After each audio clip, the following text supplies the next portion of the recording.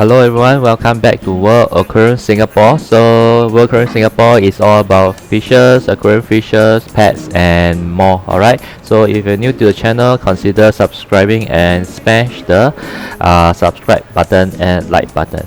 Okay, thank you.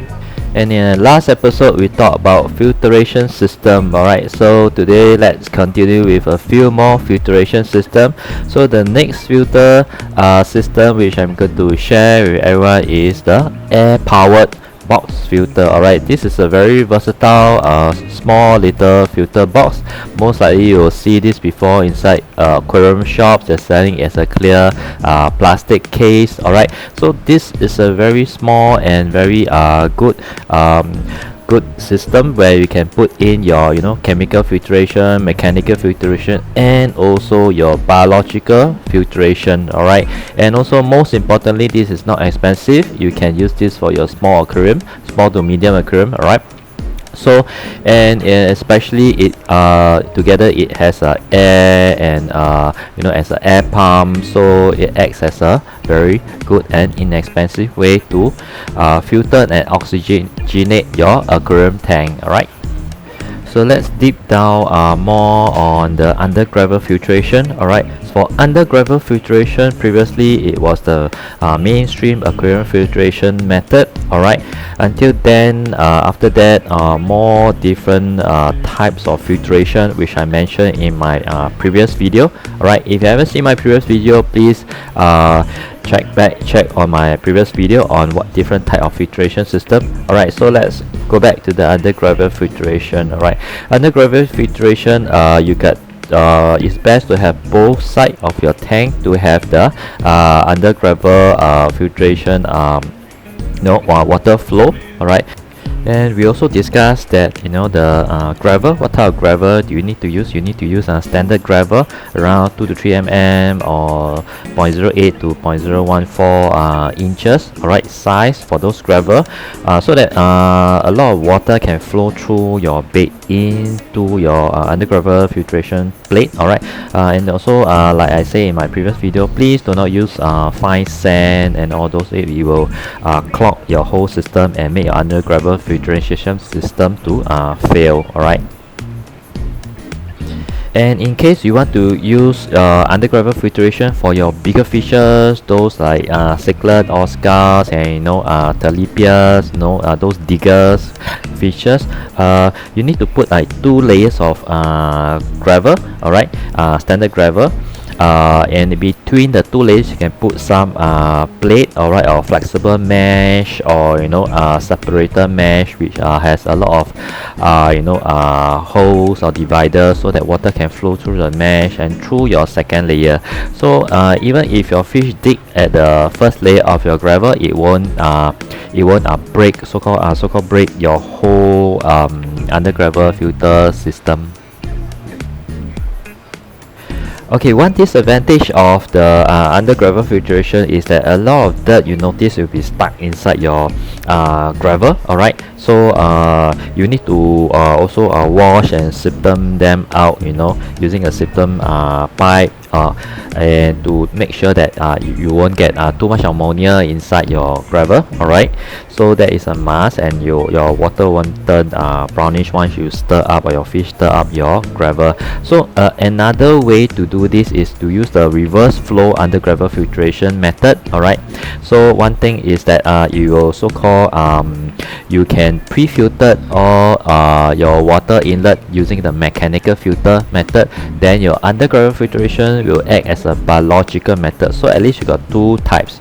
Okay, so in when your water is the inlet, that side you have another canister. Alright, so from there you can put in your the chemical filtration media, your additional biological filter media, and you can put more mechanical filter media, wool, or all those. I can see my my previous video to see what type of filter media you can put inside a canister. Alright, so once your water is pre-filtered, and then your your inlet go into the pipe of the underground filtration, this act as a reverse flow, and then your water will, instead of going into the gravel, your water will go out of the gravel so that you can clean your tank easily. Alright, so all the dirt are like being flushed out. Alright, so it helps to self clean your underground filtration. This is a better method. Alright, and then but the bad point about the reverse flow underground filtration is that you need to provide more oxygen, because the surface the disturbance of the surface is lessened. Alright, because you directly put your inlet into your external canister. Alright, so you need to provide more aeration. Yeah. Okay, and your beneficial bacteria, so-called aerobic bacteria, you know, they can also survive and also grow and colonize on your aquarium deco, your medium, and actually they will grow everywhere, all over your tank. Alright, after your tank has stabilized. So the best thing is, if you are using underground filtration, don't disturb your gravel. Alright, unless you need to wash them. Alright, and because all these beneficial bacteria, they need lots of oxygen. Alright, so yeah.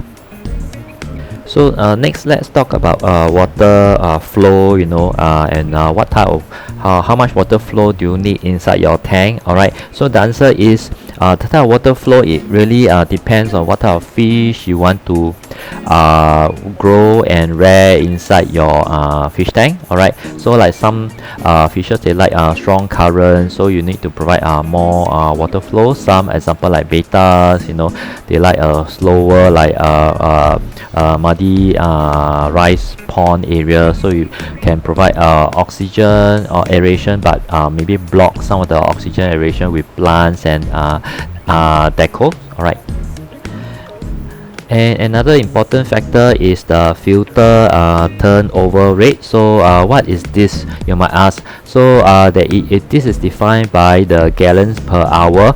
Alright, meaning your entire volume of aquarium water should run through your filter several times in 1 hour. Alright, and of course, the higher the gallons per hour rating for your filtration system, the better. Alright, but this is based on the estimation, because inside your aquarium tank you could have like rocks or plants and other decoration. We create, like example, dead zones where some of the water will stagnate at a certain area.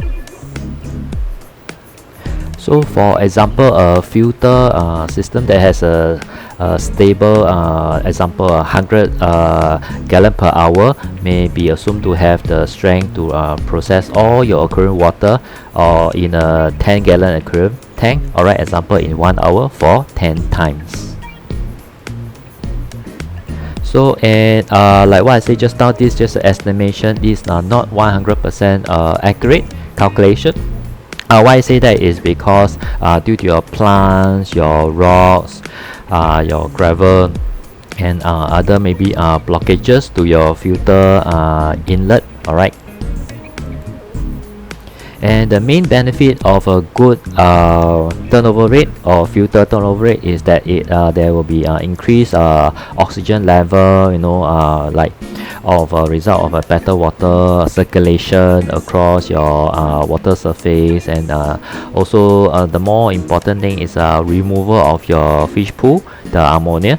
Okay, for result of a better circulation and a faster circulation of water. So you know that based on your aquarium size, your filtration system is able to filter your aquarium properly. Alright, so and also important is water movement. And I say of course it depends really on your type of fishes you want to keep inside your tank. Example, beta, they please think of beta do not like such a high water flow. Alright, so you might need to create some area where they are slower movement, or you lessen your turnover rate. Alright, so and also better overall quality of your tank, clearer water, because your internal filtration definitely have the 3 type of filter media, which I introduced to all of you in my previous video. Alright, so please check my previous video out if you haven't seen that. Alright, 3 different filtration media, like biological, you know, mechanical, chemical. Alright, and also most importantly, easier maintenance of your tank. Another very important topic is how to increase the oxygen level in your aquarium tank. Alright, so you don't have to actually add like 10 to 20 air stone inside your tank. All you need to do is to provide more movement and circulation on the surface of your water. So why do you need to do that? Is because this will increase the surface area available for gas exchange. Alright, so as long as your water surface move a lot, alright, so there will be a lot of oxygen which mixes with your aquarium water. So from there, sufficient amount of oxygen will be introduced into your aquarium tank. You can, like if you have a external canister, you know, filter, so from your inlet, from your outlet of the water spray back into your aquarium, or if you use a spray bar, then that will provide adequate oxygen for your fishes, even for some fishes which need a high oxygen environment. Yeah. So then the next question you might ask is, so when do you need to provide more aeration or add more air stone inside your aquarium? Alright, so the answer is if your aquarium tank is placed in a very hot place, alright, like direct sunlight and all those, or if your fishes are under medication, you know, or has disease, then it's better to provide more oxygen. Alright, so additional spray bar or additional aeration stone that will increase the amount of oxygen in your aquarium tank for your fishes. Okay, and inversely is true for a planted tank. If you have a very beautiful aquascape environment and lots of plants, stone, you know, iwagami star, you know, different Dutch star, so it's best to avoid very strong aeration or air stone or spray bar, or you know, other strong aeration method inside your aquascape tank or your planted tank. Because why is this so? Is because with your strong aeration and spray bar and all those, it will also increase the loss of carbon dioxide from the water, which your plant require carbon dioxide for their nutrients and photosynthesis. Yeah. So now let's discuss about adding water in your aquarium tank. Alright, so especially for new aquarium hobbies, newcomers, so please do not add tap water directly into your aquarium tank, alright, unless it's maybe well water. Alright, so because tap water treated by using chlorine by your government, alright, this is actually for human consumption, you know. This chlorine toxic to fishes, alright, because the tap water, they try to disinfect the tap water is suitable for human consumption and all those. Alright, and also in order to mitigate this, you can buy some anti-chlorine, alright, chemical, or you can have leave your bucket of water overnight with a very strong aeration, adding an anti-chlorine, alright, or leave it maybe a few days, you know, then you change and add in your water. In summary, please treat your water first before you adding in to your aquarium tank. Okay, so the next video on screen will be how big does goldfish grow. Just click on the button on screen and you can continue watching the next video, or you can choose some other video from my channel as well. Okay, thanks, that's it. Thanks, subscribe, share and like. See you, bye.